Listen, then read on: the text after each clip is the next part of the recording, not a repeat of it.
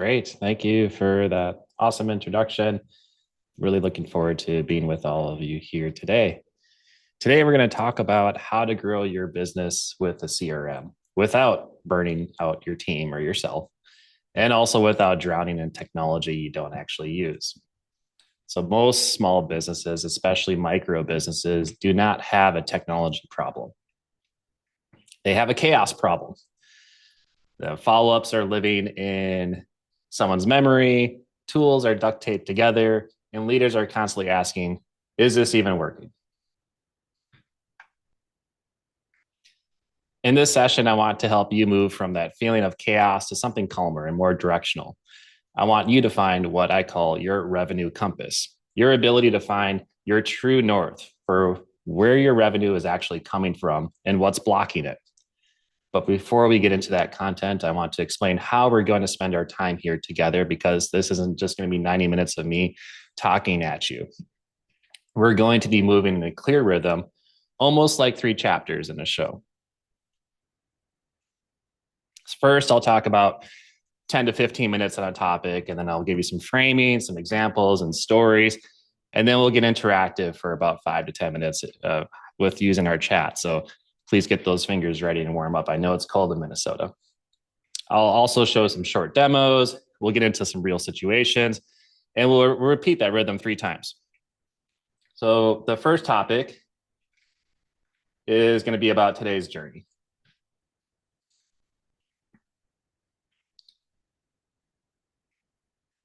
So today we're looking at to move through these 3 interactive chapters, blending teaching and conversation.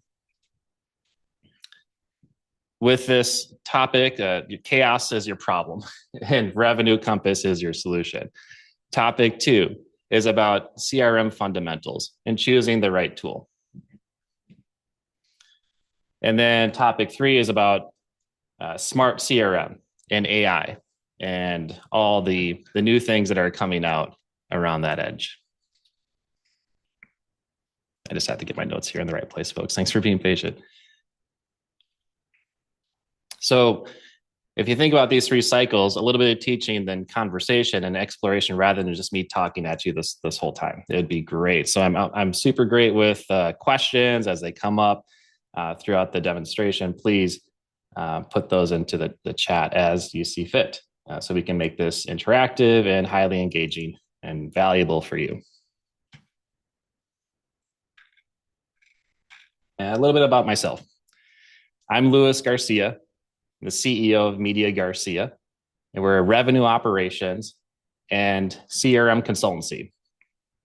My team and I help businesses, especially in healthcare and SaaS, turn scattered tools, messy data, and duct tape processes into clean and scalable operations. Personally, I've been in the technology field and business intelligence for more than 20 years now, including time inside Fortune 50 companies, mid-cap companies, and startups as well. So I've seen what it looks like when systems are trustworthy and powerful and empowering. And I've also seen what it looks like when systems are clunky, patched together, and ultimately frustrating your team and burning people out. Together with my team, we've helped more than thousands of businesses in many different sectors, mostly in the SaaS, the healthcare, and professional services. And we go into companies and we look at their CRM systems. We look at their platforms like HubSpot, Salesforce, and many others. There's dozens and dozens and dozens of different tools that we get into. Naturally, especially lately, as there's been proliferation of these tools in the marketplace, in the industry, especially with the onset of AI. So we do a lot of work with mid-cap companies. We also work with smaller teams and micro businesses that are about to get really serious about their systems. And one key thing that we really value and we try to hit every time when we're working with our clients is that we don't over-engineer. which is really simple to do nowadays, especially with how many tools and different options and things that are out there. What we aim to do is to build fit for purpose systems that match how your teams actually sell, market, and service your customers. And we do this because that's ultimately going to provide you faster execution, cleaner data, and clear decisions. For most of our clients, we're not just a vendor. We feel like an extension of their team. And our job is to remove the friction and make the internal champions look like heroes. Our core promise is that we run the company on a simple promise, is to do what you say you're going to do and then build a system so that it actually happens. Put it into existence. If it's said in a room, if it's said in a meeting, it doesn't get lost. It gets captured, it gets implemented and followed through.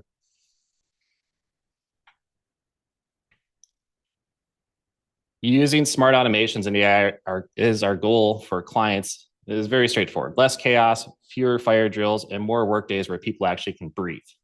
So that's the spirit we're bringing in today. Now, let's get you into the conversation. If you can see the chat, I would love to know who's here. So in the chat, would you just type a couple of things in here? First, if you just want to do your name, could be first name, the business, or maybe an idea that you're working on. Doesn't have to be the exact name. You could tell me the industry or high level what you do. It's fine. And then also just what's kind of happening in your space today in the world of CRM. Do you have one? Are you using one? Are you using, and then if you want to even drop which one you might be using. So are you using spreadsheets? Are you using HubSpot? Are you using Zoho or less annoying CRM? I mean, there's dozens, right? There's very broad CRMs and industry leading CRMs, and there's also very industry specific CRMs, right? Your CRM might be your spreadsheet, or it might be your email inbox, for instance. So let's see what we have going on in the chat. See a couple of Minnesotans, which is great. Kathy, hello. Your design business and a cabinet business. I would like one that would work both business, but separately. Yeah, sure. Oh, so that's good. Yeah, right. You have two businesses. So it's like, you probably will need two CRMs, right? And what would be nice is one CRM that would allow you to almost context switch quickly between the two potentially, right? So that's great. Thank you for sharing that, Kathy. Welcome. We got Damien, Legacy Supply Chain Solutions, no CRM yet, 3 years in business. Awesome. Thanks for being here. Well, I bet you're going to get a lot of information out of you. If you're starting from no CRM, right? A lot of this will be maybe new, right? Which is great. You're in the right spot. And for those folks who are already on a CRM, hey, you're in the right spot too, because guess what? CRMs are constantly changing and they're evolving, especially over the last couple of years. Sarah, do freelance design and branding, learning about CRM. Awesome. Thank you for being here. Welcome. Tasha from Minneapolis, I own a candle and wellness brand. We use Monday.com for your CRM. Excellent. Okay. Monday, very popular. Perfect. Yes. Consulting and fractional, currently a spreadsheet with Alexandria. I like that emoji. What is that? It's like the offsetting eyes with the tongue out. It looks like a little chaotic, right? All right, Karen Venzen with Kev Creations, home-based tailor. Okay, New York. Wow, cool.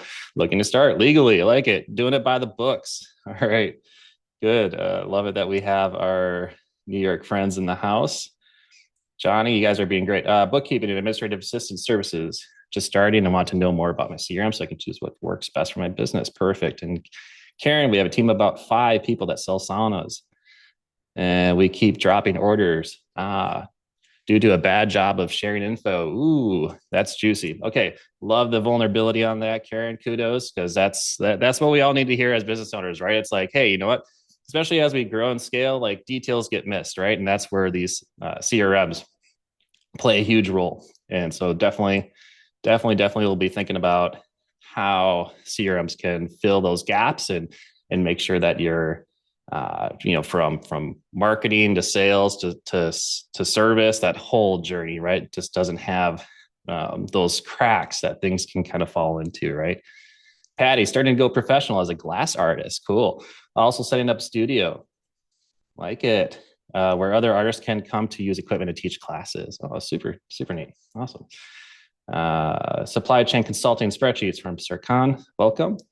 And Anna recently became ED of a nonprofit recovery program. Okay, so executive director of a nonprofit recovery program. No CRM. We just use QuickBooks codes when logging client payments and donations. SOS, yeah, for sure. The classic. We're using accounting software as our CRM. Seen that done. Definitely. You're not alone. You're not alone. All right. Well, folks, it sounds like many of us are in the right place, right? And I really like those answers. I'm seeing people, right? They're probably using spreadsheets or inboxes or your accounting software. Some folks are on established CRMs like the Monday, but that was definitely not the de facto, right? So kudos if you're using one already. Hey, and if you're not, that's okay. Like that's why you're here, and I acknowledge you for doing that, for taking action, right, for your business to put these solutions into place. All right, so let's get into topic one, which is your revenue compass. All right, so every business has a revenue compass, and I want to introduce this concept. So usually when I step into most small or mid-sized businesses, they usually don't say, hey, we need a CRM, or hey, we need AI or something like that, right? What business owners are usually saying is, it feels chaotic, or we know we're leaving money on the table, or we're burning people out and we're still not sure what's working. Or in the sauna example, right? It's like, hey, we're like dropping the ball on the delivery of our stuff. We're like making promises that aren't being kept, right? And so I want to introduce this concept of a revenue compass that you can come back to again and again as your business grows. If you think about it as a physical compass, its job, it's simple. It points you towards true north, gives you a reliable sense of direction, no matter where you are. Now, the problem is in our business compass, our revenue compass, there's interference constantly. Now imagine that compass is sitting on a table, but the table's full of magnets and metal objects and interference. The compass needle is twitching all over the place. Sometimes it points in the right direction, sometimes it sits still, and you look at it and you just don't trust it. That's what revenue feels like for a lot of businesses, especially early on. You're trying to figure out what actually makes money. You're trying to narrow in on offers, the customers, the channels that really work for you. But there are so many magnets and interfering objects, ideas you're attached to, habits you've always done, deals that looked great, but actually sucked your team's energy. That's the interference problem with our revenue. These magnets, they're out interfering, right? They're getting in the way. Your revenue compass could point you towards your true north, the work that brings in healthy revenue, supports your team, and aligns with your values. But because of this interference, your sense of direction gets foggy. You believe something is working because it feels good, but the numbers say otherwise. Or you think a particular kind of customer is your ideal, but your team dreads their emails. Or you assume a channel like Instagram is vital while 80% of your actual revenue is coming in from referrals and email. So your revenue compass is your combination of data, systems, and intuition, all pointed at one question. Where is our true north for revenue? And what is interfering with our ability to see it clearly? This is where a CRM comes in. A CRM is not just a contact database. When it's done well, it is part of your revenue compass. It helps you see who is actually buying, where those people are coming from, what steps they're taking along the way, and how much energy it costs your team to get them from strangers to happy customers. We'll get into the mechanics shortly, but first I want you to think about this more emotionally for a moment. When your revenue compass is foggy, how does that feel? If that foggy feeling sounds familiar and you're comfortable admitting it, just type the word fog in chat. Like a foggy Minnesota winter day, which I don't know if it's that foggy right now, but we know what that's like, right? We'll call it a gray day, right? Where you can't even see through, right? You're in the middle of winter here. Now, maybe it isn't foggy for you. It's more of like a blizzard for Kathy. Exactly. Love it. Hey, some of y'all might feel like it's a clear winter sky. If it feels clear to you, hey, just type clear. That's all good. For most leaders I talk to, it feels like anxiety, though, especially the fog. It feels like guessing every month.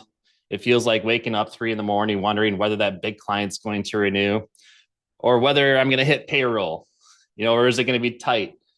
When the revenue compass is clear, when you can say, these are the kinds of customers we serve best, this is how they find us, this is how our team moves from lead to revenue, and this is what we need to improve, you still have challenges, but you're not lost.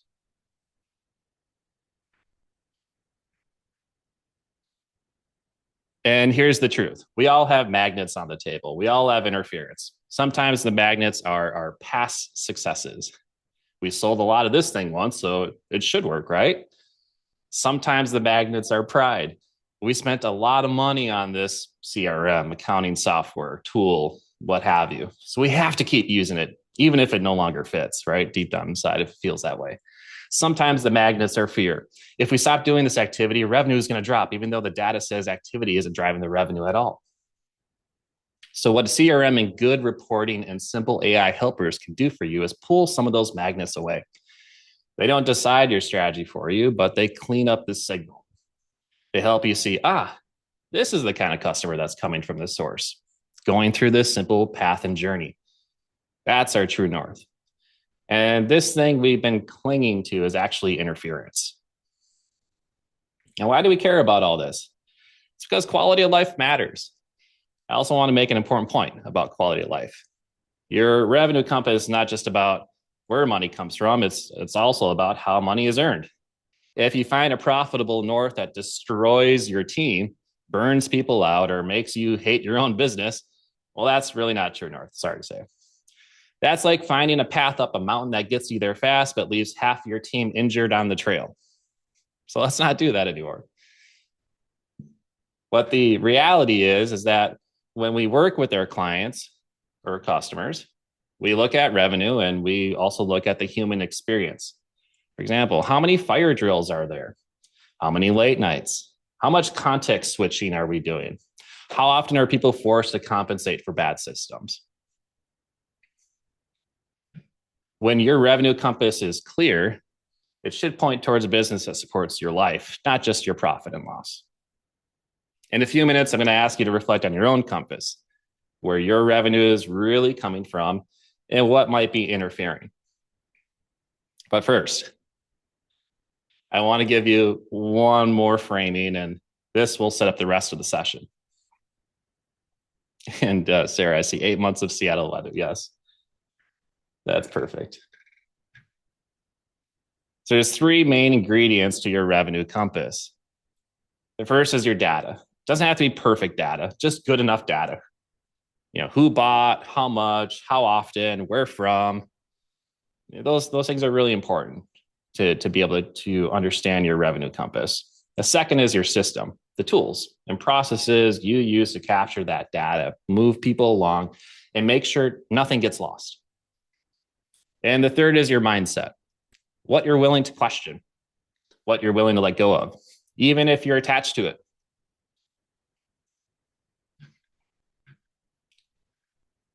Oops. All right. So today, as we talk about CRM and tools and AI, I want you to keep asking yourself, is this helping me clear interference from my revenue compass? Is this helping me see my true north more clearly?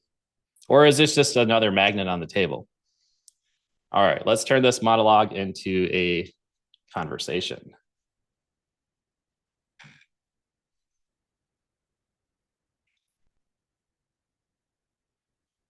So I want you to check how much chaos you're dealing with right now. Just kind of take an internal check.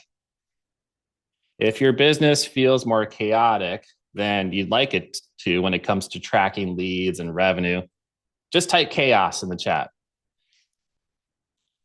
If you feel relatively calm and organized, put calm in the chat. So go ahead and feel free to drop that now. And because we've been talking about Minnesota and Washington and New York, is anyone down south? Or are we all just cold up here? I'm a Minnesota native and it's basically always cold here, don't you know?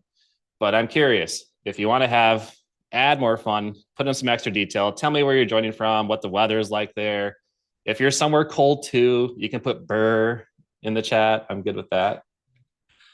And we'll see how many chaos and columns we have here. And thank you for being honest. I see a lot. I see some chaos, total chaos, total chaos. That's great. Yeah. I haven't seen any calm yet. No one's calm.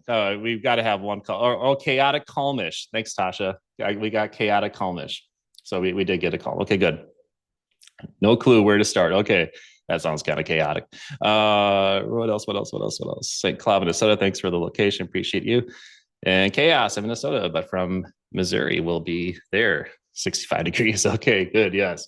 Jealous. I got you. All right. So yeah, a lot of chaos, right? Not a whole lot, not a lot of calm around this. And trust me, you're not alone, right? Especially for small businesses, micro businesses, solopreneurs, small lean teams, right? This is a challenge naturally, right? Mid-cap companies and enterprises, they typically throw a bunch of money at this problem to solve it, right? And trust me, they don't even really solve it, right? It just kind of introduces a lot of other complex problems because that's why I have a job. And so you're not alone. Your whole small business community definitely understands what you're going through, even though if you feel like you're going through it alone, trust me, you're not. All right, so I'm gonna ask a follow-up, and this time I'm gonna ask for a number instead. So on a scale of 0 to 10, where 0 is I do not trust my systems or data at all, and 10 would be I fully trust and I use it regularly to make decisions. How confident are you in your setup? Just type the number 0 to 10. 0 meaning no confidence at all, data, process, systems, no way, right? 10 being completely trust. Data integrity is huge. Everything's accurate, up to date, complete. What kind of data? Good question. Data about your customers. So mainly it's going to be who are your contacts or companies, depending on who you're, so if you're selling saunas, I'm assuming that you might have a residual side of your business and maybe you're selling saunas in home, or maybe you're selling saunas to companies, right? That have them as well, or like fitness centers or that type of stuff, right? How is the data around your customers, your contacts, the companies you're working with, or the opportunities and the deals and things that kind of tie to revenue, right? How is all that data? It could even be the data that lives inside your accounting system. Is it accurate, up to date? Are your invoices going on a regular basis? Can you pull it up? Can you pull up your key financial documents, like your profit and loss and balance sheet and cash flow statements, and say, oh yeah, these are good. These, like they were well fed. I kept them up to date and I trust all this data. So let's see what kind of stuff we got here. -10. Oh my goodness. I didn't even put that in the scale. 7 from Tasha, -10, Kathy, 3.65 from Sarah. I like the fractions. Patty with a 4, no data yet. Johnny and Bonnie 6. Okay, great. So no one's feeling like super duper confident right around this, which is good. You're in a good spot, right?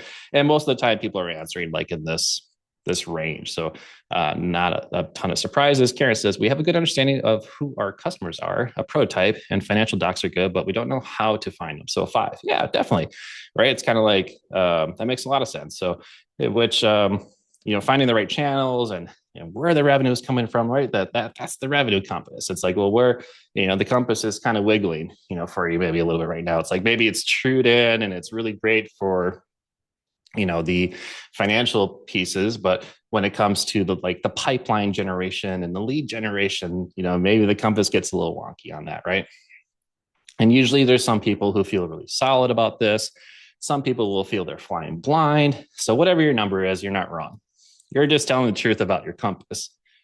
And here's a journaling style question. If you have a notebook handy, you can write this down, or if you have a doc you want to whip up or whatever, just think it through. Because we've been talking about this idea of a revenue compass and how these magnets and interference can pull it off the true north. And so in Karen's example here, right, we don't know how to find them. Well, this would be a great, potential journaling exercise. So I want to give you the language to a few different kinds of compasses that we see when we walk into a real business. And as I describe them, I want you to notice which one feels maybe more like you, right? So here we go. The first one that I've already had on the screen is the completely broken compass. This is no real system, right? things are off the rails here, right? So there's no real system. Typically, this is when everything lives inside someone's head, memory, voicemail box, really difficult to get to places, right? There's really not a system in place at all. A lot of scattered data, scattered spreadsheets, things that only one person will understand, and it's not transferable. Revenue might be coming in, but you can't really see the pattern. If someone on your team got sick or quit with a lot of knowledge would just vanish at a snap. And when you look at your compass, the needle isn't just twitching; it's snapped, right? It's completely not working, right? And it's not pointing anywhere. It's just there is no needle anymore, right? You're steering mostly from gut and memory. All right, the next one is the foggy compass. So this is when you have maybe some kind of system. Maybe you're using a CRM or some spreadsheets. You have some structure, some reports, and you update them from time to time. They have bits of data, but it's kind of siloed. You have a sense of what's working, but it's incomplete or inconsistent. Some people put information in, some people don't, and they might do it in different ways. Some of the data is accurate, but some isn't. So you kind of don't trust it really completely. There's a lot of stuff on the haze, right? This is like driving up the North Shore on Lake Superior, right, in Minnesota, and you're trying to find that split rock lighthouse, that beautiful that lighthouse, right? And you don't see it. It's just fog. You know it's there, but it's just foggy, so you can't see it, right? So that's what the foggy compass is. And then the third compass is the lying compass. This one's a mean one, right? The lying compass, it looks really polished. It looks really good, right? It works. The needle spins. It's not completely destroyed, and you can see it. It's not foggy, but the problem is it's lying, right? It's the data is wrong. You might even have a fancy CRM in place and tons of data, and you can whip up a report, but underneath the surface, there's real problems. The things look good, but they're vanity, right? The team's exhausted. Maybe there is profitable work mixed in with unprofitable work, and you're quietly heading in the wrong direction. The compass is pointing confidently somewhere, but it's not actually pointing to a healthy true north. The lying compass is our issue. Okay. Yeah, I got you, Tasha. If you want to, how is it lying to you? Like in what way? I'm just kind of curious if you would share. That would be great for the chat, I think, just to kind of hear. And then, of course, the fourth and true compass, right? The true compass. Yeah. Now, let's be frank. It's never perfect, but it's honest.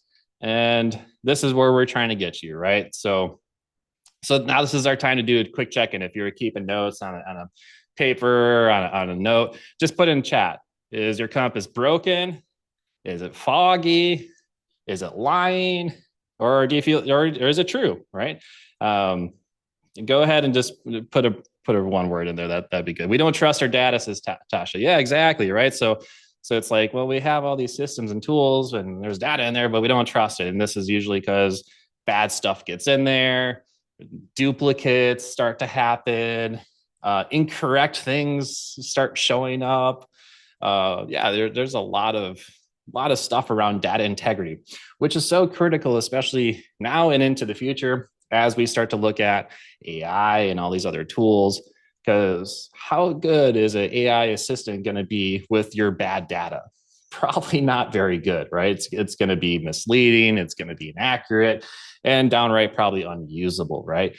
But what we're starting to see from companies is that when they start bringing in really good data and they manage data, you can couple tools and AI and other systems into it in a really elegant way and have confidence with it. All right, let's check out. So Karen says foggy. So a lot of foggies, one line. Great. I really appreciate your responses there. So wherever you're landed, that's okay. You're just telling the truth about where you're at today. So now let's talk about how are we going to make you a superhero, right?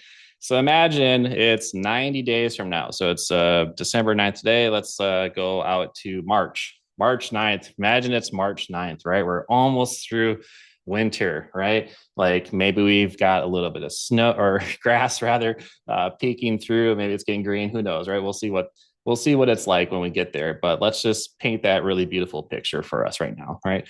And it's 90 days from now. The revenue compass that you identified as foggy or broken, it's lying, all these problems, right? Now it's tuned up. You spent 90 days on it and you tuned it up to see what, to get it to be working. If you were a systems and CRM superhero inside your own business, what would your name be? Would it be something like Captain Clarity or Dr. Follow Through or the Data Avenger? And I bring this up because my head's full of heroes right now. I'm actually been watching lots of superhero movies. And this is something that we like to do within our company. We actually like to, we look at our clients as people that we want to turn into heroes inside their own businesses, right? And we want, whether we're working with a business owner or maybe a leader within a company, especially as we work with more like mid-cap and enterprise companies, usually you're working with like a marketing director or manager, sales or revenue ops individuals. We're always looking at, well, how do we make them into a superhero, right? So octopus, all arms functioning, says Patty. I like that. So being able to kind of like, have your hands on like a lot of different things at once is kind of what I've imagined, right? In sort of like an elegant way. Okay, cool. The relationship wrangler. Oh yeah, that's great. I kind of imagine like the guy with like a little lasso, like wrangle them, do a little like a hog tie, on that data, right?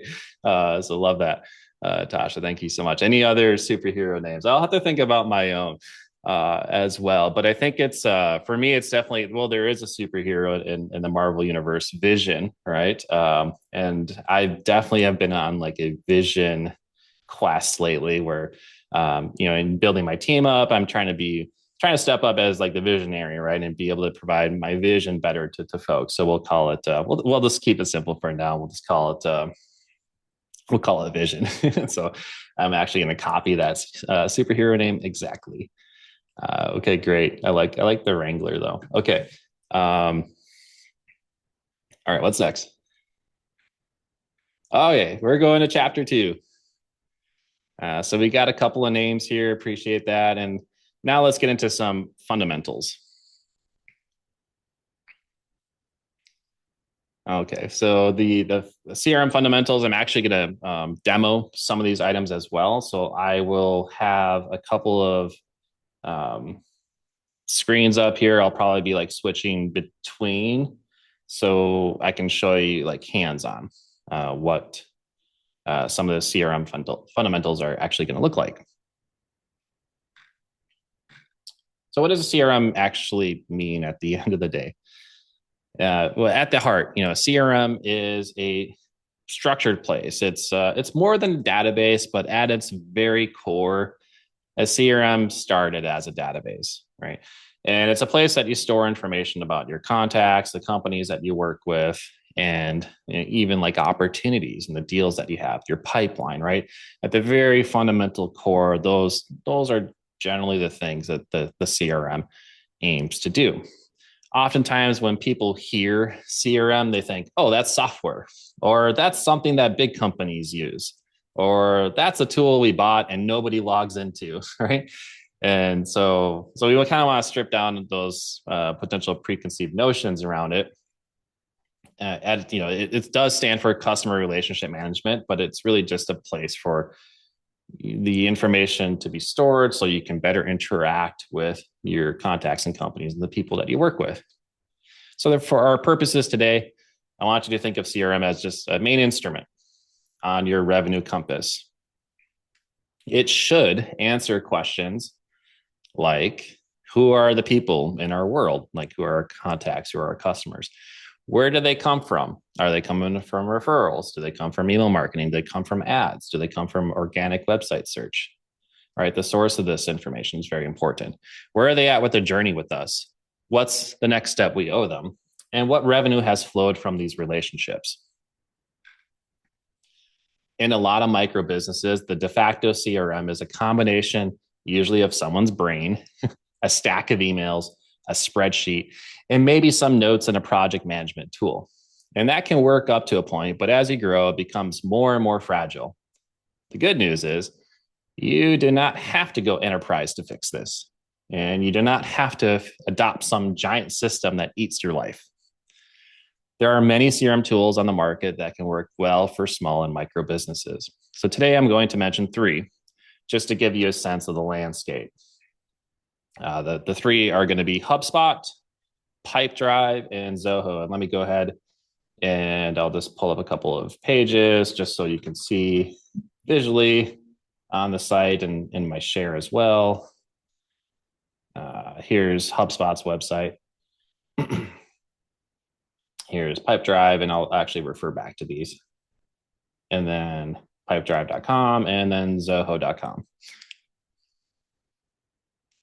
Also, I want to be transparent about my own bias here. We are a HubSpot, or I run a HubSpot solution partner agency. And so we're HubSpot partners and we really know the tool very deeply. However, we also work with a lot of other CRMs, including Salesforce, which I actually didn't mention because usually Salesforce is for companies that are more mid-cap or like large sales teams. And so that isn't generally the audience here. But we've worked with lots of different tools. So my hands are in, HubSpot, Salesforce, and a handful of other, marketing and sales types tools. So these are the three that we'll consider. Now, the nice thing about these three, and just like this image shows, is like they're very similar, right? So we're not taking you to like three completely different universes.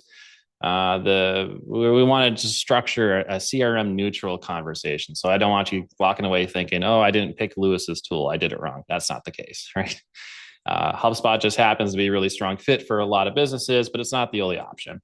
Pipedrive and Zoho both have strengths as well, especially for lean teams that want something focused and cost effective.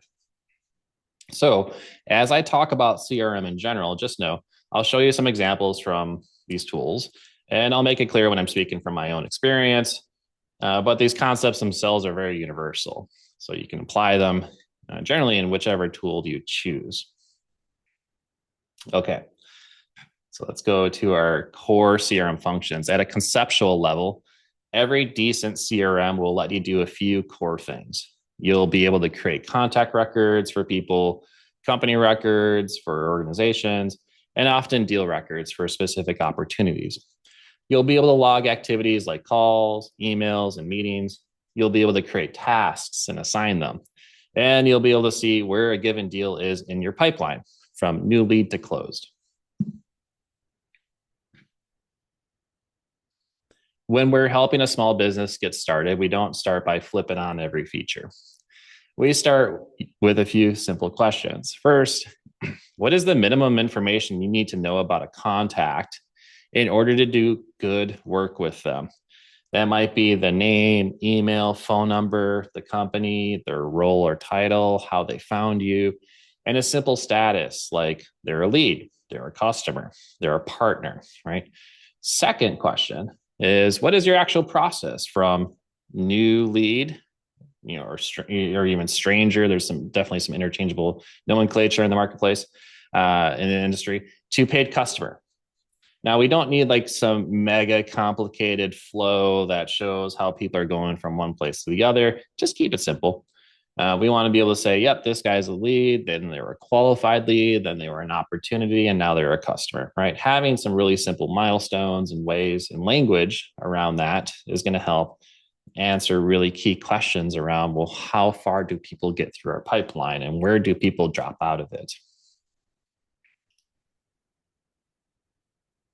When we translate into very simple pipeline in the CRM, it starts to provide real value. The third question is, who on your team needs to see what? So your small business might not have departments. You might be wearing many hats, but you do have roles. The owners are sometimes handling sales. Someone's handling delivery. Your CRM should support their work, not force them into a shape that doesn't fit your reality. So let me ground this a bit by describing how these three tools often show up in the wild. HubSpot has a very approachable free tier. And most of these tools do, in fact. So that is a great place to begin. Because on the free tier, you can get a general sense of how the tool works, get inside of it, click around, see if it feels like a good fit for what you're looking at. It also has a very deep set of tools. Not only can you start for free, but I mean, there frankly are enterprise level tools, and there's companies that are spending hundreds to even thousands of dollars monthly on this software, right? So it does scale up really quickly, and it can cover everything really from this free kind of tier, which I've seen a lot of solopreneurs, micro businesses, small businesses use. And we've also worked with a lot of mid-cap companies and enterprises that use HubSpot at the enterprise level. It's very good when you want your marketing, your sales, and your service data to all live within one place. It can get complex, but it doesn't have to start that way. Another one's Pipedrive. So Pipedrive is very pipeline focused. This is going to be better for teams that are sales driven. It's designed to make deals and stages extremely visible. So a lot of sales led businesses like it because it keeps the focus very tightly on moving deals forward. It has add-ons and integrations, but its heart is that visual pipeline and activity tracking. And our third is Zoho. Zoho is part of our broader suite of tools. It's a CRM. Its CRM can be very powerful, especially if you're using other Zoho apps. It can feel a little bit more configurable and sometimes a bit more databasey. But for teams that like flexibility in a broader ecosystem at a certain price point, it can be a great fit. The universal truth between all of these is that all three of these can serve as the heart of your revenue compass if you set them up with clear process, if you respect your team's capacity, and if you actually use them. So in a couple of minutes, I'm going to ask you about what tools you're currently considering or using, and then I'll walk through a short demo of these tools as well so we can see what the core ideas look like. The best CRM for you is the one that your team is actually going to use. That gives you a clear picture. That gives you a clear picture of your pipeline, and that doesn't require heroics just to keep it updated. We want to be a hero, but we don't want to be we want to be doing heroics all the time, right? Those are some of the design principles that we believe in.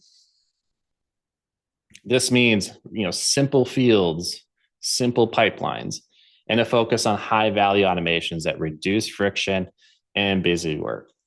It also means being honest about your own bias and expertise. It's okay to say, we know HubSpot best, or we've used Zoho for years, as long as you're not forcing yourself into a tool that doesn't clearly fit your stage or your budget.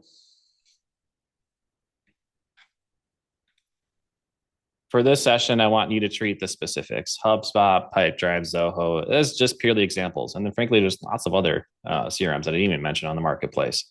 What matters most is that your CRM becomes solid, trustworthy instrument on your revenue compass, rather than just another magnet that's creating interference.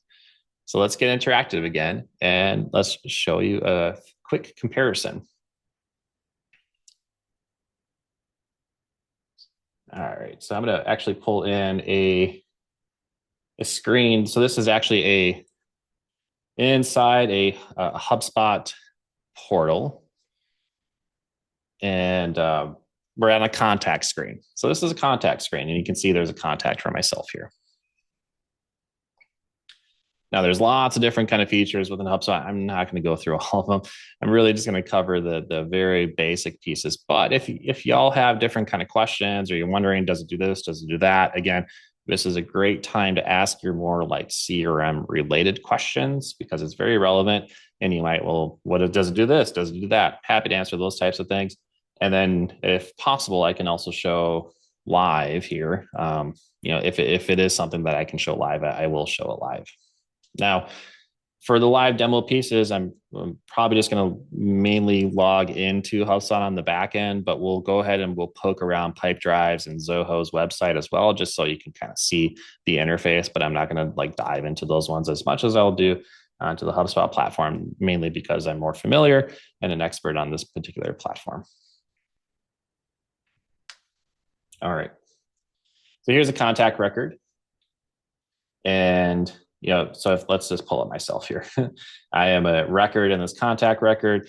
All the CRMs, for the most part, are going to have the ability just to track different kind of pieces of information about this. So you can track my name.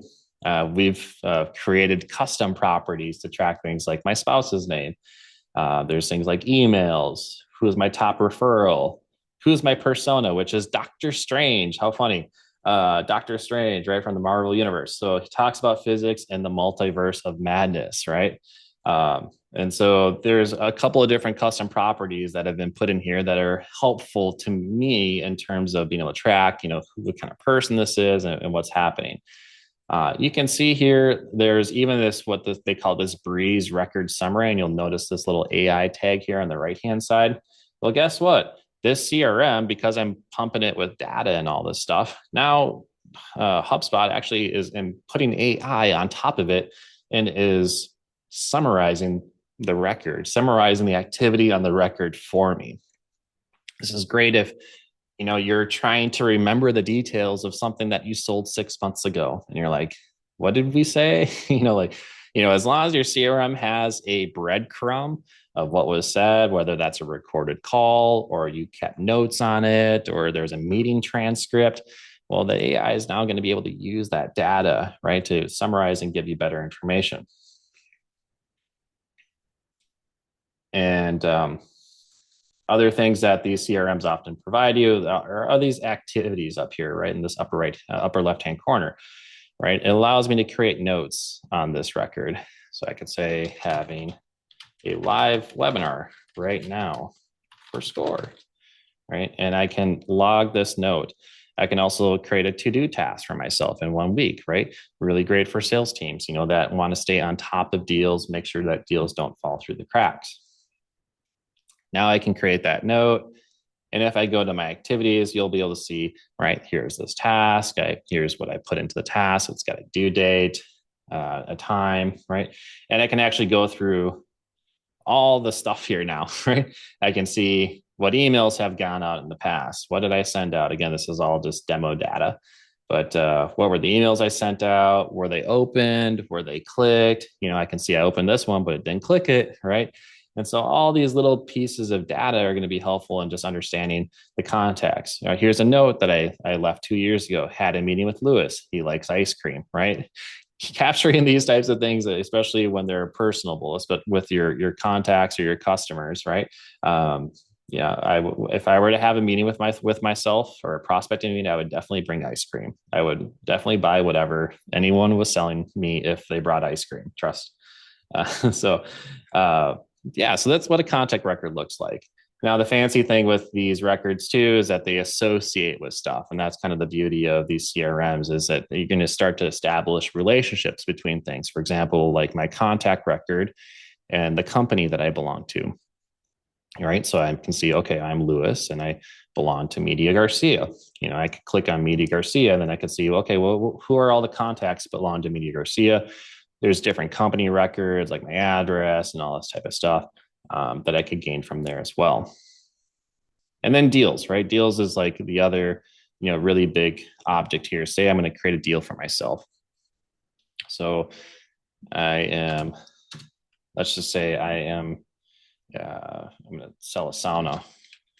Pretend I am selling saunas and I want to sell sauna to Media Garcia for their office, right? And I might create a deal. Say we're going to sell them a $10,000 sauna, and create this deal, right? So now I've created this deal. It's got revenue tied to it, and I'm tracking it inside a pipeline, right? Which has all these different stages, right? And you can customize these stages, obviously, to match your milestones and your business processes. But I'd be able to move these through different stages, and then that way I can see how far do deals get. And then where are there leaks? Where is my conversion lacking, right? And this will give me better insight into the health of my pipeline. Okay, Alexander. Okay, Johnny or Joni asked, "Is this the free version?" So actually, this demo environment is. I think it's actually like an enterprise version, technically, just because that's how they give demo environments to partners like myself. However, everything that I've showed you, like like just walking through these contact records and stuff, that's free. Like you can definitely go to HubSpot, get a free account, and just start putting in records, contact records, company records, deal records. You can even customize stuff. There's certain limits naturally, but the nice thing about the most CRMs is that usually their first paid tier is usually fairly minimal. I will say, again, you got to validate it with the CRM that you're looking at. But for HubSpot, you're going to spend like 20 to $50 monthly. Like if you want to step into it, like tiptoe into it, like with starter tools, right?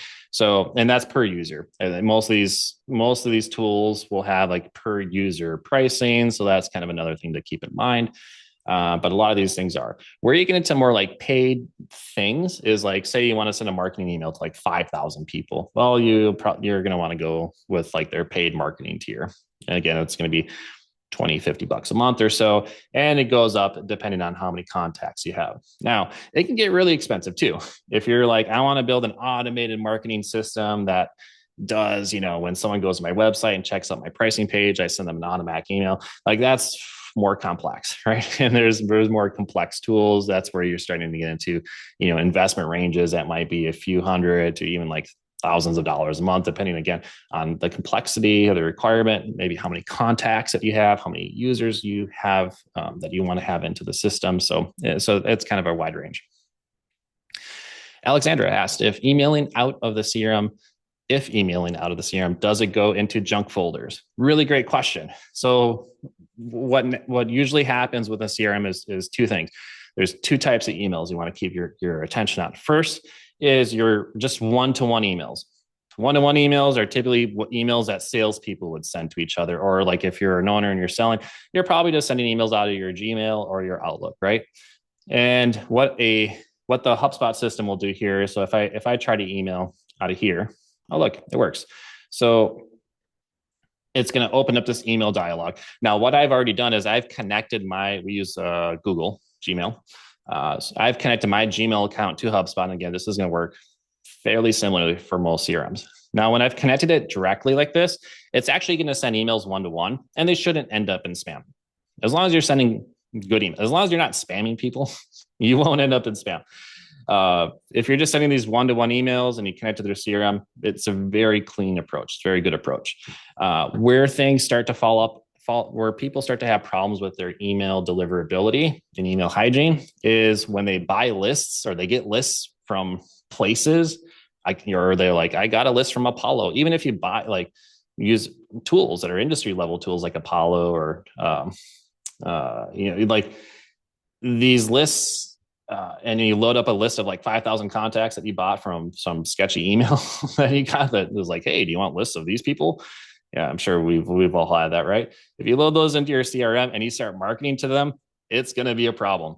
And they're going to probably let you know because they're going to say, hey, like the performance delivery on this is really low. No one's opening them. No one's clicking them. People are unsubscribing. People are reporting them as spam. That's when your email domain health is going to be impacted and the deliverability of your emails will matter, right? And so CRM in itself won't make you land up in spam. In fact, oftentimes it's designed to help prevent that from happening. Like if HubSpot notices that you send an email to a list, and if that list is showing like a lot of bounces, it will actually cut that email off and not deliver it to the rest. Right. So, in the example, I've seen this before. Customer buys a list, 5,000 contacts, and someone in his industry loads it all into HubSpot, sends an email to everyone, 5,000, did not do any email validation. There's email validation tools that will tell you whether or not someone's email is risky. Didn't do that. Right. So what happens is the first, 100 emails go out and he's got a bounce rate of like 10%, right? Which is way above where we'd want to see.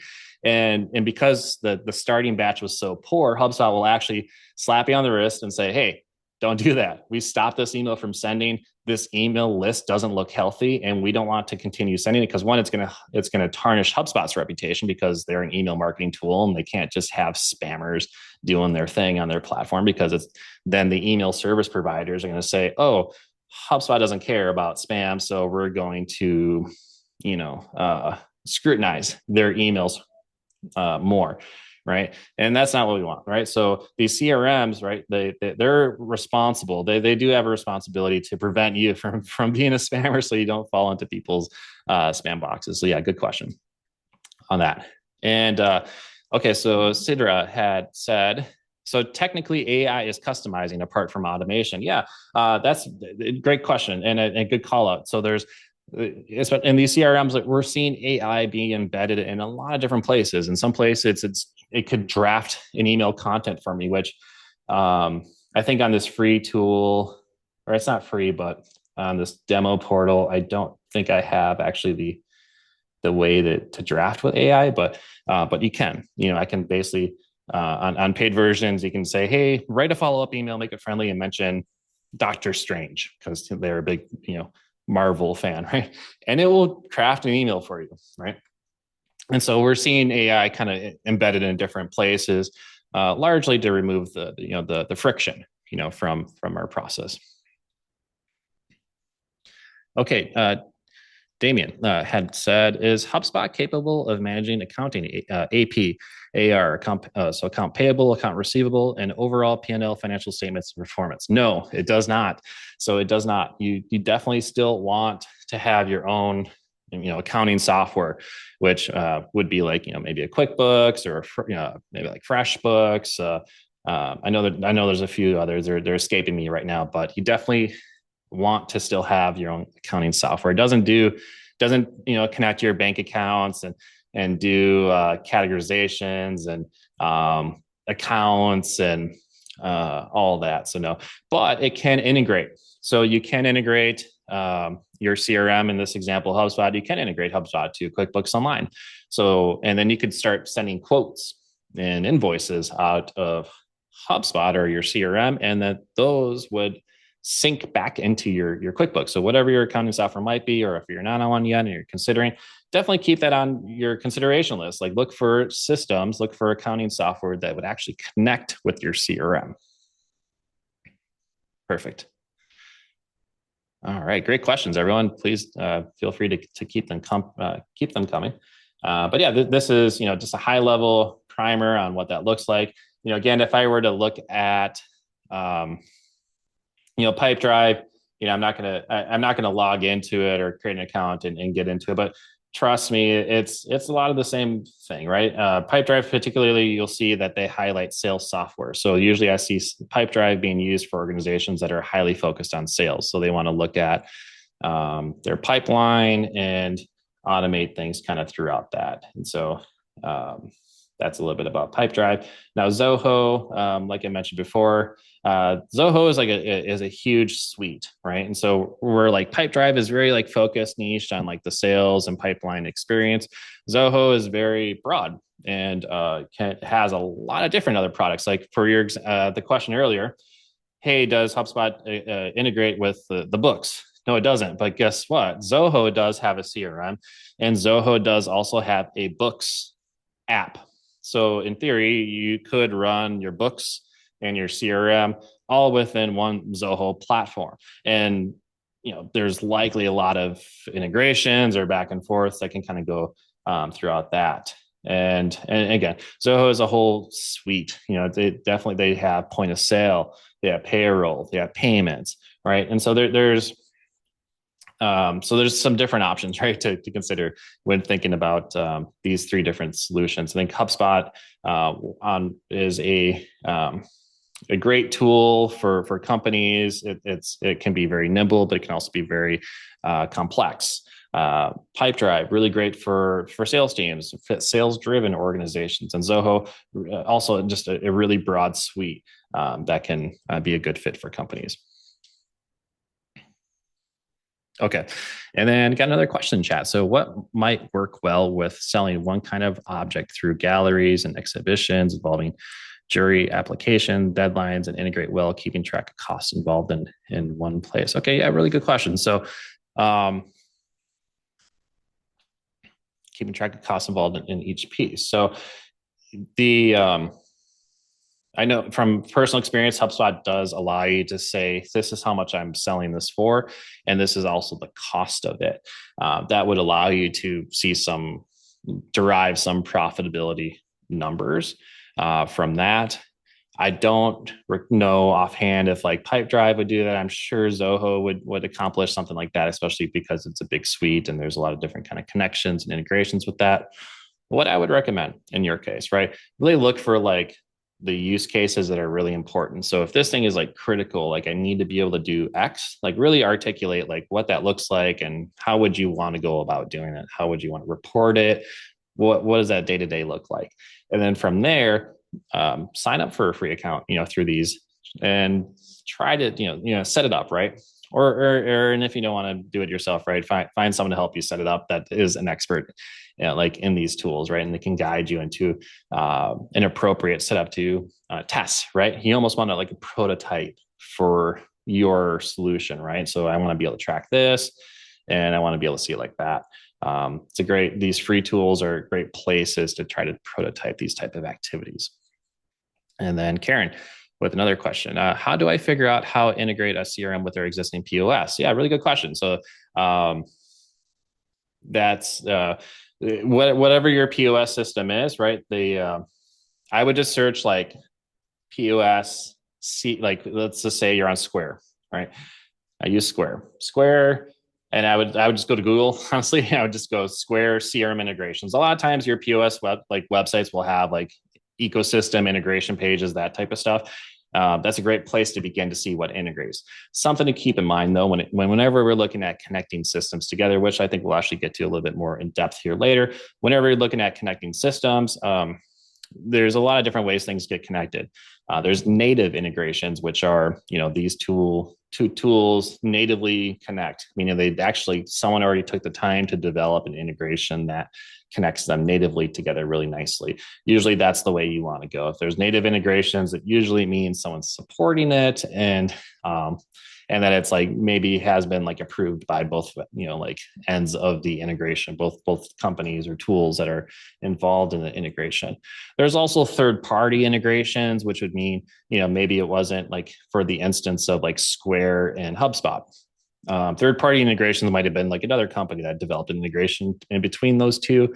It wasn't Square, it wasn't HubSpot, but it was a third party company that wanted to solve a problem, so they integrated it in a different way. That tends to be the case. There's also ways to integrate with tools like Zapier or Make or Tray. There's a lot of tools out there now that, based on different triggering events or scheduled events, can do different things, different actions, move data across. This can really help when you have a lot of different tools and systems that you want to be able to connect through a system. So yeah, in short, look, I would just do some research probably on the vendor or the POS system itself. Check their website out, check their integrations out. If you have a point of contact there, ask them, hey, what CRMs do your customers use the most? And do you have any like native integrations that you would recommend? And that will definitely give your CRM some power like the Hulk. Strong, but hard to control. No, I'm just kidding. But yeah, that's a really great question. Thanks for all that, everyone. Okay. We got some really good shares here. I'm going to continue here. We actually have already shared a little bit what we see in a contact record, right? So basic information, communication history, the related deals, so the relationships between all these things.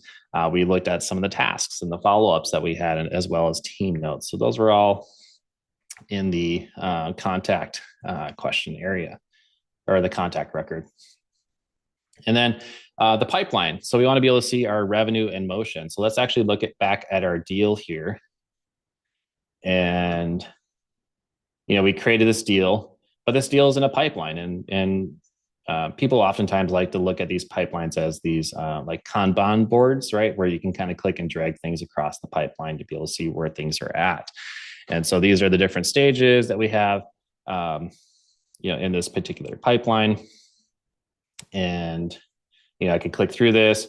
I can see at a high level, there's like this score, which is a 0 to 100 scale. So I can see pretty high level, and look at this, like these, the scoring is actually, even showing me the different kind of factors it took in developing the score, which on a 0 to 100 scale of 15 is actually a pretty bad score. And so now I can see, okay, well, why is it bad? Okay, well, it's been in this stage for 202 days. Wow, that's a really long time.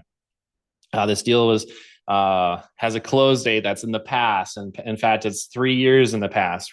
So no wonder it's so bad.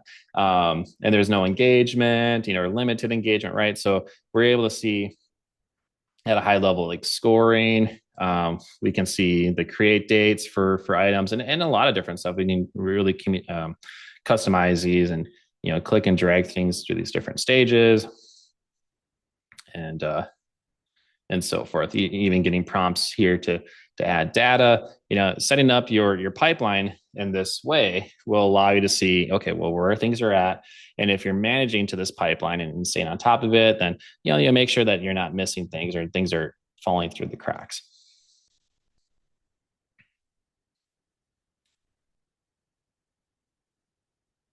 And reporting. Yeah, let's go ahead and look at some reporting. At the end of the day, right, we're building all this stuff up within our CRM because it gives us good data. Well, what does that good data give us? Well, it gives us better reporting.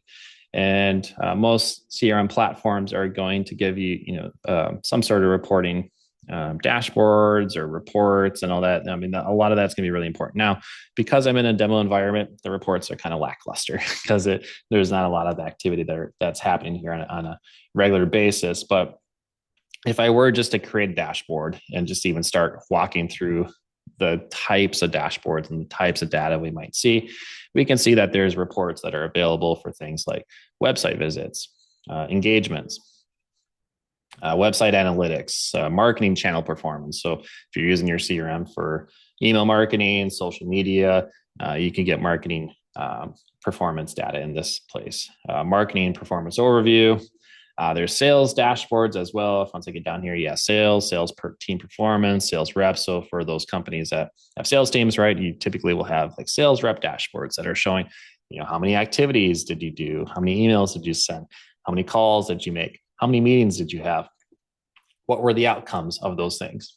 How many deals are you creating? How much revenue are you generating in the pipeline or even closed won deals? How much revenue did you bring into the business? A lot of companies will use that to even incentivize through commissions or bonuses and be able to track that along the way as well. And then there's also a service, right? So a lot of these CRM tools are becoming customer platforms, right? They're becoming customer platforms where you're pulling in a lot of different information from the prospect to customer experience. So I think someone had shared an example about kind of dropping the ball, right? When it comes to delivering the product or service at the end of the day, right? Service tools are a great way to help bridge that gap because service tools will give you different pipelines that you can kind of track to make sure, again, are we following up with people? Has someone not been followed up with in a certain amount of time? Or are we exceeding a certain date in which we were supposed to deliver something by? There's a lot of other service capabilities within the HubSpot platform as well. Like you can create a ticketing system. If you handle calls or emails, especially around support, if people email you around support for your product or service, these ticketing systems can be really helpful because then you can track how long is it taking for you to get back to your people once they've submitted a ticket. And then also on top of that, you can build out knowledge bases and knowledge articles that could provide a user who's submitting a ticket an answer ahead of time. So they actually don't even need to submit a ticket. They just needed to research their problem a little bit, and they were able to get resources to get them back on track. So those are a couple of the reporting capabilities. Again, a lot of these, and there's some like commerce capabilities as well that we could track, like gross payments, because as with HubSpot and with a lot of other CRMs, they're now integrating commerce within it. So now you're able to transact, develop proposals and sell and all within one system. All right, so now we're going to get on to our third chapter here. So we've talked about the chaos and the revenue compass, and we've talked about the role of CRM and a few different tools. Now I want to bring it in two more pieces. So one's the smart CRM, and we actually have kind of been already talking about this a little bit, and AI. And so this is the idea of connected systems, all rooted in human first design. So a few years ago, most CRMs were just basically structured databases, right? Humans typed things in, humans pulled the reports out. There might have been some automation, but the logic was pretty straightforward. Today, more and more CRMs are becoming smart, which means they can incorporate AI in ways that can actually help you if you use them well. Think of AI as an assistant, not a robot overlord that's coming for your job, but as but really as a think of it as a very nerdy assistant, right? Who never sleeps and who's perfectly happy doing repetitive work. And so there's a couple of different ways that AI can support your revenue compass. Here are a few examples. First, it can produce call and meeting summaries. So if you had a call, you had a meeting, and particularly if it was connected with CRM, it can produce summaries. So instead of someone spending 15 minutes to come up with a recap and summary and notes and sending that all up, have AI do that. It can tell you what was discussed, what was agreed upon, what the next steps are. You definitely want a human to review it still, of course, but you're starting from a strong draft rather than a blank page. Second is email drafting. So you can pick a short prompt like write a friendly follow-up email to this prospect, recapping our proposal, and ask if they have any additional questions. And let AI create the first draft. And then go in and edit the tone and the details to fit your messaging better. You still own the relationship, so you get to help you just get the help with the blank screen. And the third is around data cleaning. AI can help standardize names, fix weird capitalizations, clean up phone numbers, and even identify duplicate records. Because when your data is cleaner, your reports are more trustworthy. And that's when your revenue compass becomes less noisy. And the fourth is simple chat or support. You've been seeing a lot of chatbots pop up on websites. They're really great. They can be. When it's connected to your content, it can answer common questions, collect basic information, and create contacts or tickets inside your CRM, all without you having to be glued to your inbox. So that, the common pattern here, right, is that AI assists and you lead. So in all these cases, AI is assisting. It's taking friction out of the system. It's not replacing your judgment or your relationships or your values. Now let's layer in connected systems. So most of you are already using multiple tools. You have a CRM or a list. You might have an email marketing tool like MailChimp. You might have an accounting software like QuickBooks. You might use a scheduling tool like Calendly, right? And you might also have a project management tool like ClickUp, Asana, Monday, or whatever have you, right? When those tools don't talk to each other, every single question becomes a multi-tab adventure. And trust me, we don't want to spend your heroic time going through on multi-tab adventures. These multi-tab adventures can involve things like, did they pay their invoice? Well, that involves me logging into my software, my accounting software. What did we last talk about? Oh, now I have to dig into my email. Are we working on something from right now? Oh, now I have to check my project management tool, right? If you start thinking about that, right, it's like no wonder we're getting stressed and frustrated, right? Because now we have 3 tabs on our desktop, and we already had 20 from the things that we were doing before. The computer's running slow, the memory is running out, right? I'm going to reboot and do something else, right? Connected systems really matter, and we want to get out of that multi-tab adventure. Right. When your CRM, your accounting tool, your project tool, and all these things are connected and you can see things on one screen, the key facts about a customer, you can see if they came in from a referral, that they became a customer 3 months ago, that they paid 2 invoices, and that there's an active project with a due date next week. When you get all that into one place, and you're going to have calmness, right? It's going to reduce the chaoticness of the multi-tab adventure. And you don't need every tool in your stack to be perfectly integrated on day one, but you might want to pick 1 or 2 high value connections and just start from there. For example, you might connect your CRM to your email marketing tool so contacts are synced and you don't have to constantly export and import lists between systems. Or you might connect your CRM to your invoicing tool. So when a deal is marked close won, an invoice draft gets created automatically. Or you might connect your form system, meaning forms on your website that people submit, to your CRM. So when someone fills out a form, They're created as a contact directly in your CRM, not an email that goes into your inbox and gets lost later, right? They're actually in your CRM, so they're going to stick around and they're going to be easy to pull back and refer back to. When you combine smart CRM, AI assistance, and a couple of thoughtful integrations, you'll start to feel the shift. You'll stop, feeling like the chaos, right? You're going to start feeling the clarity here. Oh, I got to fix my presentation. 1 second. There we go. You'll start getting reminders. You'll have guardrails in place for all this power, right? This is where human first design and values start to come in. A human first CRM is simple enough for real people to use, transparent enough that they understand what's being tracked and why, and supported enough that it reduces stress instead of adding to it. So in our work at Media Garcia, we talk a lot about integrity, fit for purpose, and quality of life applied to CRM. That looks like this. So integrity means if we say we're going to do something for a customer or internally, we put it into the system. We create a task, we update a deal, we log a note. The system becomes a record of promises made and a support structure for promises kept. Fit for purpose means we don't turn on every feature just because it's there. We don't build 10 pipelines if one is enough. We don't ask the team to fill out 30 custom properties when 3 will give us enough information to move and report. And quality of life.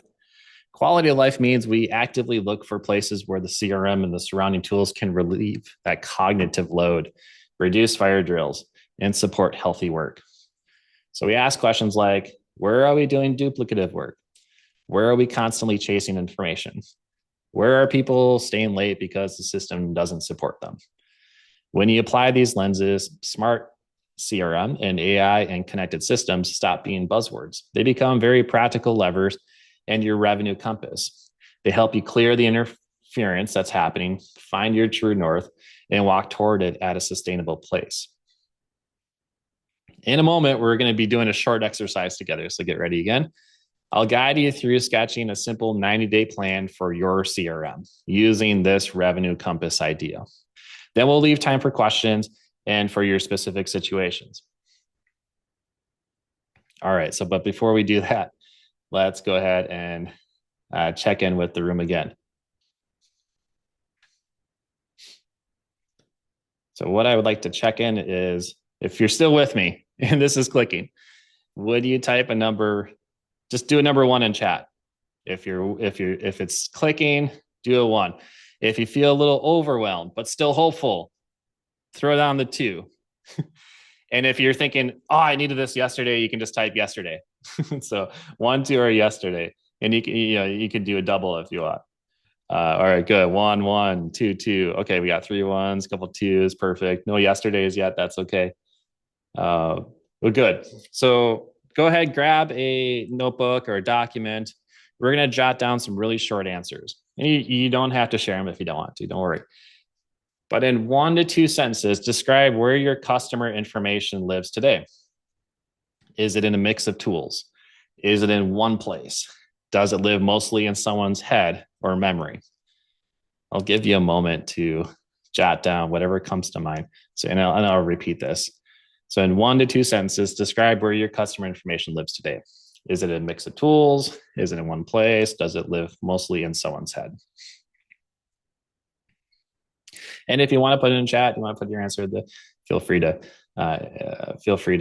entertain us with what is happening in your data world. Okay, next question. All of the above, says Damon. Thank you. Second prompt here for you to consider is name one source of chaos, right? I think we had a lot of chaos earlier, right? So now we want to name the sources.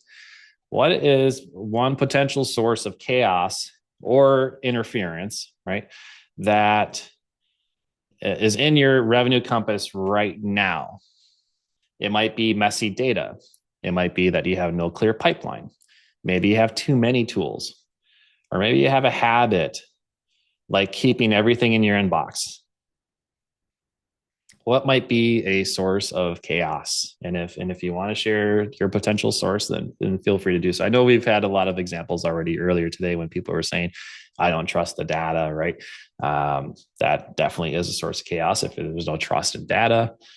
All right. And then the third prompt, keep those fingers going.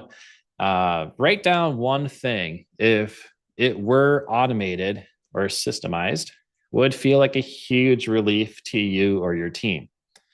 So again, I'll repeat that. Write down one thing that, if it were automated or systemized, would feel like a huge relief to your team. And I'll give some examples here. So maybe it's an automatic follow up after someone fills a form on your website. Maybe it's invoice reminders for overdue invoices. Maybe it's a report that you never want to build by hand again, right? Maybe there's you're rebuilding a spreadsheet every week, right, to see where things are at. So I'll give you another 20 seconds just to think and write on that.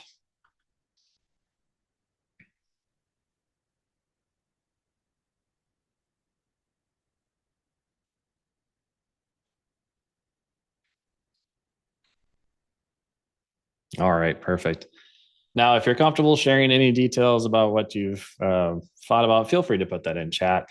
And you can put all the answers in, put one of the answers in, or whatever just feels relevant to you. It could be your biggest source of chaos, right? Or maybe that one thing that would really feel amazing to put into place.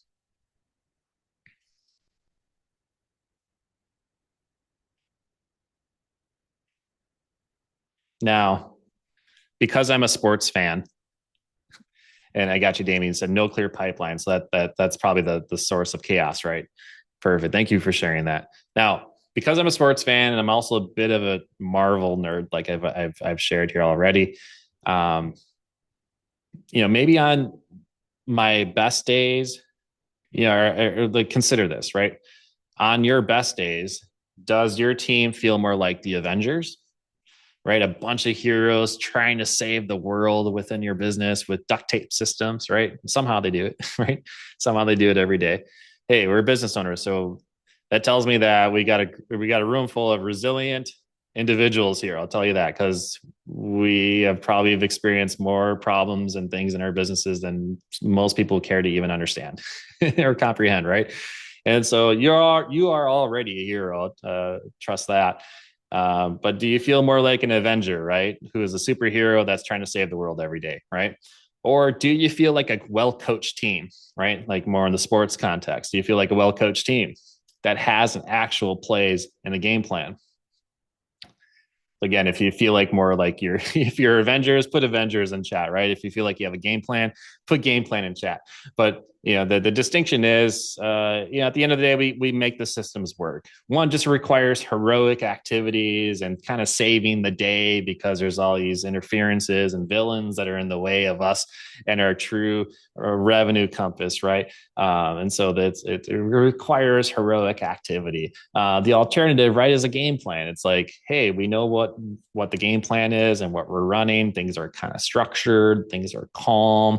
We're not out to save the day, right? We're just out to run the game plan and see the game plan through. So if game plan resonates with you, game plan. If Avengers resonates for you, please put Avengers in chat.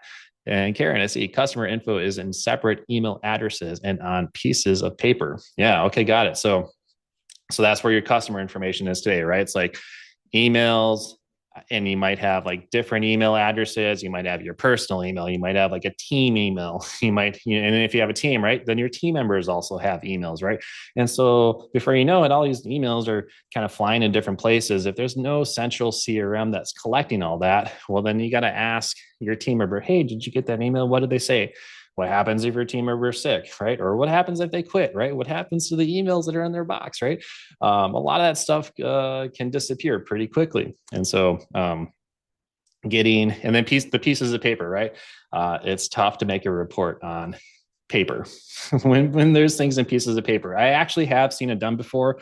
It was like 20 years ago. I went to this business, and this guy had actually drawn line chart reports on like grid paper. It was crazy. but he was committed. Uh, and he actually pulled out this thing and like stretched his arms like this. And no joke, it was grid paper, and he kept taping new pieces of paper onto the end so he could continue his line chart. Hopefully he's not doing that anymore. Otherwise, I'm sure that piece of paper would like stretch, from St. Paul to Minneapolis. But hey, it's a way, right? We all find a way to bring in the structure and the things that we need. Let's see. I think you had one more thing here, Karen. You said your biggest problem is siloed info. Only one staffer has customers' info. Yeah, exactly, right. So like that one staffer kind of becomes like um, the bottleneck, right? Because they become the bottleneck in the situation. All questions need to go through them. And right, and what about their availability? Would you rather interact with a chatbot AI thing that says, "Hey, tell me something about this customer" in the middle of the night? Right? They're ready to answer your question, right? Where when we put things reliant on humans and especially their availability, and right, it becomes potentially complex because well, what if they're busy, right? And or what if they're gone? you know it becomes challenging. So definitely appreciate you sharing some of the challenges and where your information is located. Patty, so different types of customers and products need integrations with project management, accounting. All the info resides with me, mostly in spreadsheets, calendars, and to-do lists. Yes, classic situation. So yeah, I think you're already starting to see the need for connected systems, right? So you look at one system, something that's really simple to do, right? Like if you're what information is all residing with you that you would like to get out of your head or out of your systems, your spreadsheets, your emails, your to-do lists, and all that. Maybe it's a project management tool, right, where the whole team is on it, like a Trello or a ClickUp or Asana, what have you. Again, this this webinar isn't necessarily about project management tools, but just like with CRMs, there's a lot of project management tools or task management tools, all the way from really lightweight stuff to really complex things. And naturally, a lot of them also have free plans, right? And so it's really great to check out what's there and just look for those integrations. Look for those. Does it fill the need, right? Does it actually accomplish the goal of getting you out of being sort of that bottleneck of information? So I think both Patty and Karen both really similar. It seems like similar situation in terms of like, hey, like there's key staff people that have like critical data, right? And so how do we democratize that data, right? So that everyone can have access to it and everyone can get answers to it more quickly. Really great. Appreciate you sharing on that. So what you wrote down here is kind of the raw material for your 90-day CRM plan. Let me walk you through kind of a simple structure that you could reuse. So I'm going to revisit this 90-day plan, and I'm also going to acknowledge that some of you might not have any CRM, right? So you might be wondering like, well, where do I begin? Some of you might have a CRM that's kind of a mess or it's very underused, and some of you might have something that works okay, but you just want it to be much sharper. So instead of one rigid 90-day plan that tries to address everything equally to everyone who might be at very different places, I want you to think of this as like 3 30-day cycles. And each cycle, you're going to pick the version that matches where you're at. And so for the first 30 days, your job is to get honest about your starting line and put a basic foundation under your revenue compass. So if you don't have a CRM at all, well, your first 30 days are going to be about choosing a simple home for your data and getting everything into one place. This might be signing up for a free tier of a CRM like HubSpot, Zoho, or Pipedrive, or even committing to a very well-structured spreadsheet for a short season. In that first month, you define like a handful of essential fields, things that you want to track, like name, email, phone, company, right? How they found you, and import whatever contacts you have. You might have contacts in your email, on your phone, on spreadsheets, in your accounting software, right? Just try to find where all the data is and get it into it. Let's be honest, the goal is not perfection here. The goal is to move from having stuff everywhere or nowhere to here. It now lives here, right? Now, if you already have a CRM, but it feels kind of messy or half used, your first 30 days might be just being about cleanup and building more trust, right? This is going to be for the folks who said, I don't trust my data at the beginning of this presentation, right? It just might be that you just have to clean it up, right? So what does that look like? You want to look at like, what are you using? What could you simplify? Are the things that could be hidden, removed, right? Things that never get filled out. You might merge obvious duplicates, right? Get at the core of like, what are the data problems and how do they originate? How can we remove them or mitigate them from happening again? Using things like naming conventions can be really helpful because it can help identify where the data should go and make things more clear. You also just want to make a simple commitment. From this point forward, if it's set in the room, right, it lands in the system.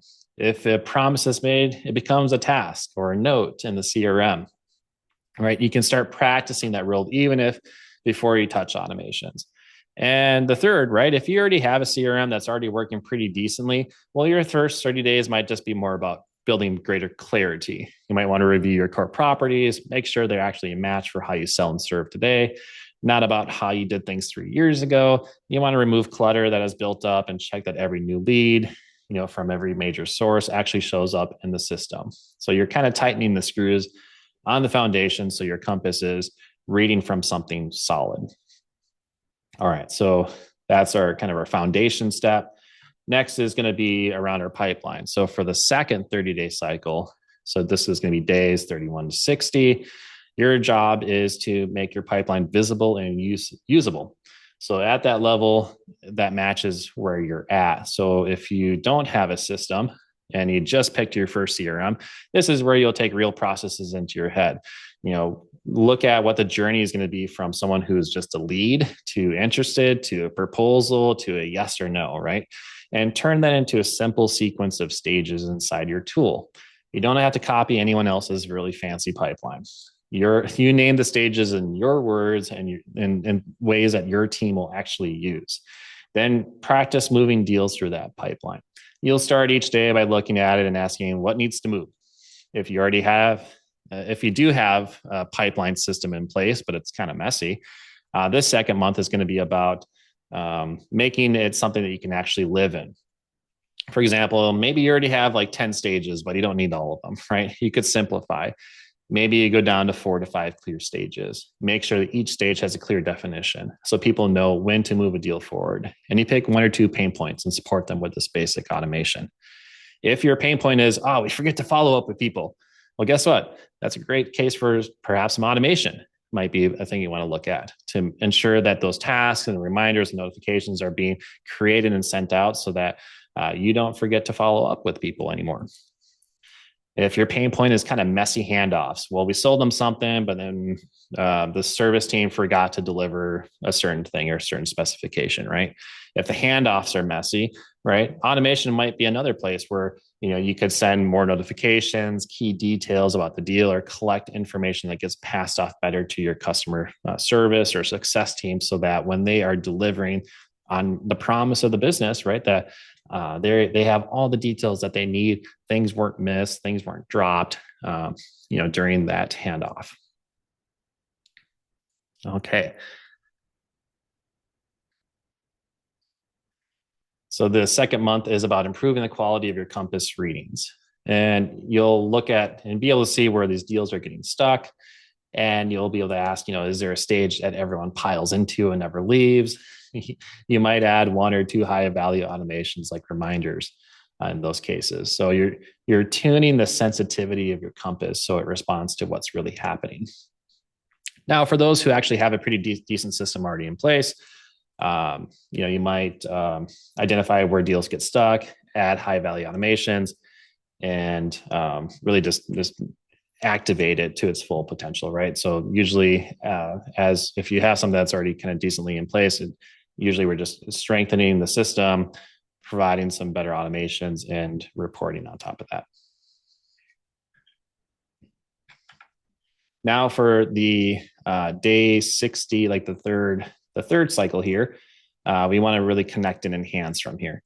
And so for those that don't have a system, right? Look at what we could connect to. What would be like one system that we could connect to that would make a really big difference? This might be your invoicing tool, calendaring tools, maybe your forms.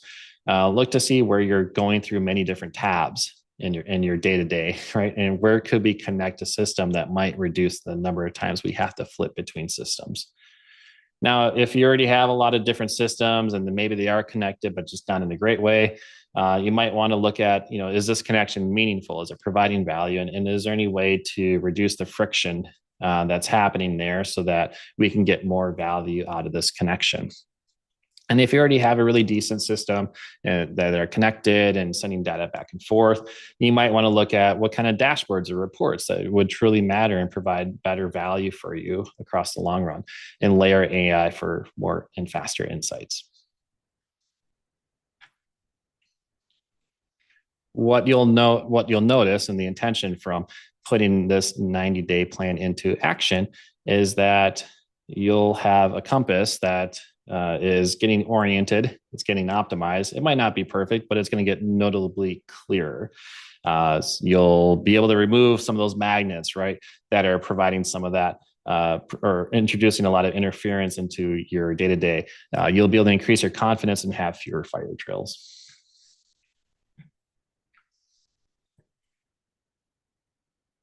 So you're leaving today with at least one action that you could take this week, right? And these might be a couple of things that you could look at. You could choose a CRM to start with, right? Maybe sketch your pipeline, turn on some AI helper, or just make a commitment, right?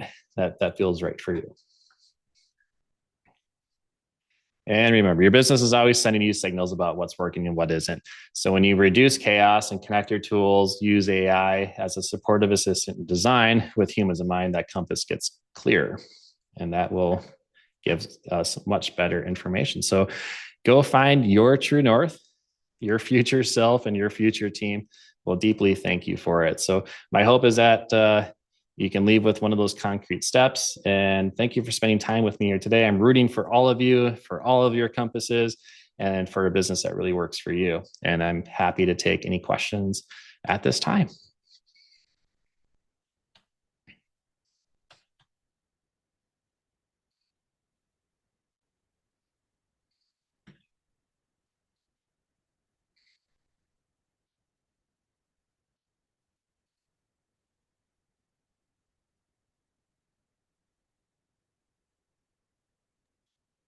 All right.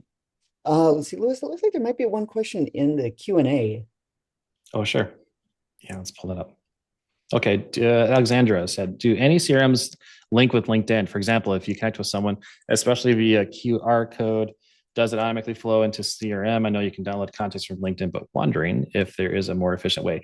So yeah, LinkedIn's one of those platforms that's fairly like locked down for the most part. There are some automation tools that are out there that will do like, LinkedIn messages. And frankly, we've probably seen like just from the amount of like LinkedIn connections and messages and all that, there are some automation tools that are out there. I haven't seen a ton of success personally with those tools, and not to say that they aren't successful, but I think there tends to be just a lot of noise when done at a large automated scale. Now, what could a CRM do that does this? Yes, there are some CRMs that do connect. I can speak from my experience with HubSpot. You can connect LinkedIn into HubSpot if you have the Sales Navigator. I think it's the Sales Navigator Team edition. So it's not like the first version or the lowest version. It's like the team version, one step up. With that, what that gives you is it allows you to like see their LinkedIn profile like within the tool itself, and then you can also I think even message them or send them like an in-mail directly within the tool. So then you don't have to like jump between the platforms. Hopefully that answered your question. Happy to answer a follow-up if you have on that. Okay, so we have another question here. Can you educate on when to use lead scoring and how to use it? Yeah, definitely. So lead scoring is a concept here, and I think we brushed on it maybe a little bit here. I can kind of go back to our demo environment. And so lead scoring is typically how you would score leads, meaning like on a 0 to 100 scale, usually 100 meaning like they're the perfect lead. So perfect lead might be someone who fits your ideal client profile or your ICP or buyer persona, interchangeable. Um, so if I'm selling saunas, right? I might say, you know what, I sell saunas to people in their homes, and I also sell them to fitness centers, that have saunas in them. And like resorts. Let's lump in resorts, right? Like resorts and lodges, right? Especially in the Northwoods of Minneapolis, right? It gets cold up there. They need lots of saunas up there. Those are my three personas, right? So I might say, you know what, someone that should have a high lead score would be a owner or someone that is like in the a managerial hire at a lodge, at a travel destination, or a fitness center, right? I'd be like, those are really good scores. I want to give 20 points to people who fit that category. Who's not a good fit for me would be someone who has a retail store, right? Like a retailer. If I had someone in my database that was a retailer, I'd say, let's give them actually a -10. Let's bring their score down because they're not a good fit for me, right? So you would actually come up with a different kind of questions and responses to say, okay, well, these are ideal customers. You want to look at demographic information, like who are they, firmographic stuff about their company, and then behavioral things like, are they clicking around? Did they download something from our website? Did they attend an event? Did they go to a webinar? Right? You can use a lead score to come up with a scoring system. And usually, how you might interact with that is you would put different automations in place to say, hey, once the score hits 50, send my sales team, send the owner or someone on the sales team a notification, right? That someone has increased in their score, right? And look into it, right? Follow up and see what's happening.